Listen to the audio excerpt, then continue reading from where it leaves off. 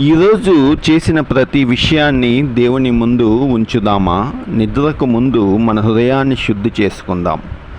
1 యోహాను 1వ అధ్యాయము 9వ వచనం ఈ విధంగా సెలవిస్తుంది. మన పాపములను మనం ఒప్పుకొని ఎడల ఆయన నమ్మదగిన వాడును నీతిమంతుడును గనుక ఆయన మన పాపములను క్షమించి సమస్త దుర్నీతి నుండి మనల్ని పవిత్రులుగా చేయును. ప్రియులారా, మనము మన పాపములను ఒప్పుకున్న ఎడల దేవుడు మన నుండి కోరుకునేది ఏంది అంటే నిజాయితీ, పశ్చాత్తాపము. మన తప్పులను దాచకుండా దేవుని ముందు ఉంచాలి. ఇది దేవుని యొక్క హృదయ శుద్ధికి మొదటి అడుగు. మన జీవితంలో ప్రతిరోజు మన తప్పులను పరిశీలించుకోవాలి. ప్రార్థనలో దేవునికి ఒప్పుకోవాలి. పశ్చాత్తాపంతో మారటానికి ప్రయత్నించాలి.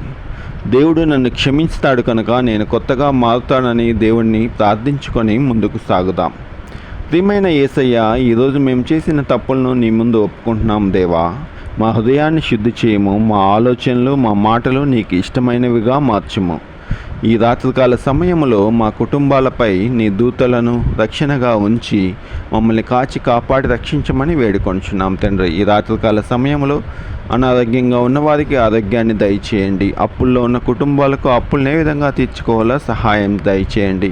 కుటుంబాలు చెడు వ్యసనాలకు బానిసలై తండ్రి కుటుంబాలు చిన్నాభిన్నంగా ఉంటుండగా అటువంటి కుటుంబాలను ఎత్తిపట్టుకోనమని వేడుకొంచున్నాం. సమస్యల్లో ఉన్న కుటుంబాలకు మీరే తోడు నీడగా ఉండి శాంతి సమాధానాన్ని దయచేయమని వేడుకొంచున్నాం. ఈ రాత్రికాల దీవెనలతో మమ్మల్ని నింపమని మా ప్రభువును ప్రియకుమారుడైన యేసుక్రీస్తు నామంలో అతి వినయంగా ప్రార్థించి వేడుకొంచున్నాం తండ్రి. ఆమెన్. ఈ ప్రార్థన, ఈ వాక్యము మీకు ఆశీర్వాదకరంగా ఉంటే ఆమెన్ అని కామెంట్ చేయండి. మా ఛానల్ని సబ్స్క్రైబ్ చేయండి.